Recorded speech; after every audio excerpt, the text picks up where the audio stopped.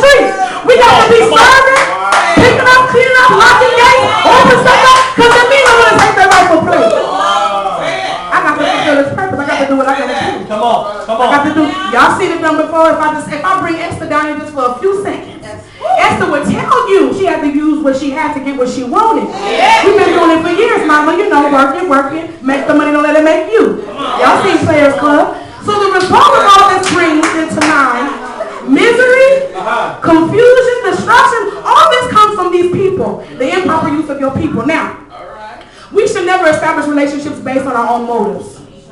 Don't do it. These people all became in conjunction with each other because of someone's motives to do what they wanted to do. Yeah. See, Judah's whole intention to go somewhere else was to start a new life because he didn't have one at his own home. Yeah.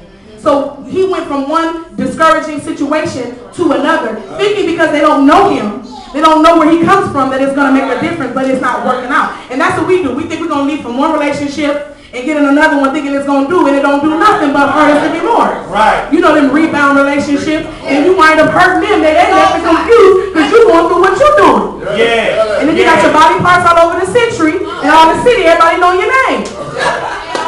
Improper use of the people. Say it, mama. Now we go to the improper places. We're on the places now.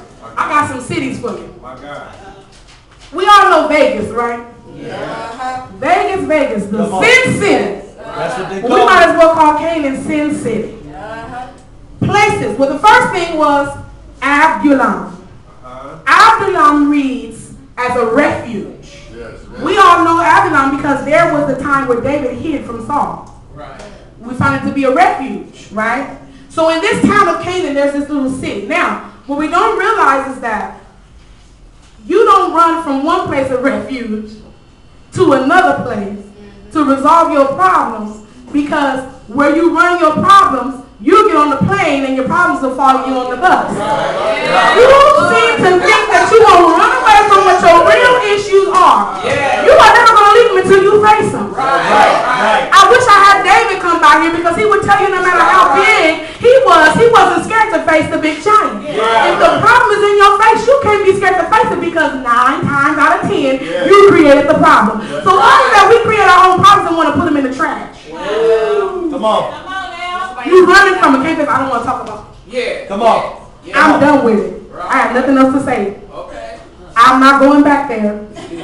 I'm never going to join that church again. I'm not going to talk to nobody from that church. I'm not going to work up in there. I'm not singing in the choir. I'm not going to be on the praise team. So what? No, they did me wrong. I'm done with them. I ain't going back. No, No, I'm not going. Why? Because we don't want to face the issue, but what does that do? Now we're just still in pain. And we take our same problem and put it to the next. Now, Canaan already has some issues. Judah just put some more issues on it because he brought his little trifling stuff on down to Canaan. Yeah. So then we get into Canaan, we know that their practice of beliefs are not one of ours. They don't parallel with each other. Then it's another place. Mind you that his third son, Shiloh, he was not born in Adullam. Right? You don't believe me? Let's go to it. Y'all find it when you're young, see it, can't see it. Chesed was where he was born. You'll find it, you read your Bible, you understand what I'm talking about. When he went to Chesed, he had Shiloh there. Now the word Chesed means deceitful. Y'all missed it. Come on. He had the child in a deceitful place and used that same child to deceive somebody else. Oh my God. Y'all missed it. Y'all missed it. He used that child to deceive Tamar. What am I saying? Well, once again, you go from one place to the next, but you become where you are, because where you are is where you fellowship. Right. Come on. You fellowship in deception, you become deceitful. Wow. Whoa. Come on.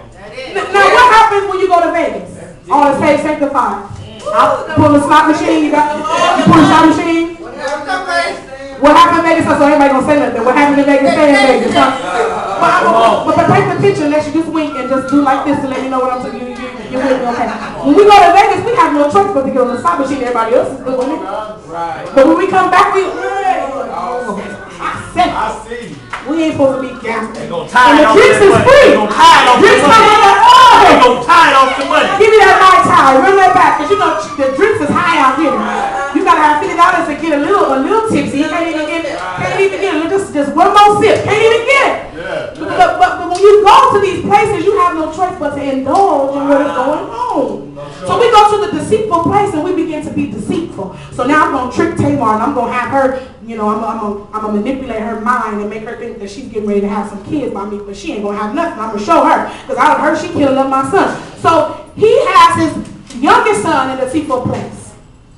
Then he goes into Canaan.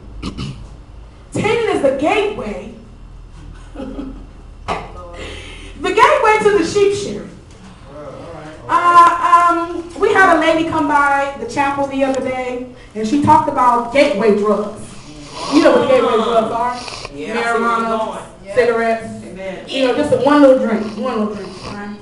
You know, you do a little bit of that. Yeah. You stick a little white out. Watch it. Stick a little marker. Gateway because it's an opening leading you to bigger and better. Hard stuff. Hard drugs. Come on. That you become addictive of. So Tamar faces herself at the gate.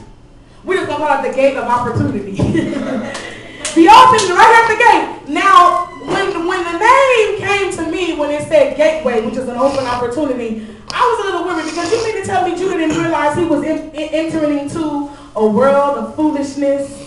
No, so we don't realize the gates that we walk in. We don't realize the places that we go that we don't need to step our foot in. And you know what? God is so good. He gives us an opportunity to step with one foot at a time. We don't jump in nowhere. We go one foot at a time. Get up and walk around. I bet you take one step at a time. So if we only taking one step at a time, why is that we put our whole body and dive into places we don't need to go? Just happy. I'm here. You don't have no business. Stay your behind out of places you don't need to be in. When the Lord gives you discernment and revelation that that's not where you're supposed to be, leave it alone. Because if you don't, you are opening yourself to another opportunity of stress.